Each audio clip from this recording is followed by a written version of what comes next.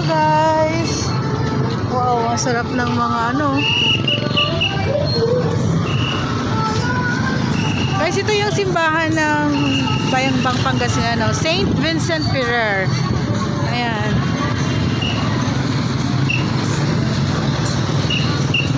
Ang daming mga kainan dito guys, tapos mga murang mga gulay. Bagsakan dito para mamaya pa daw 7.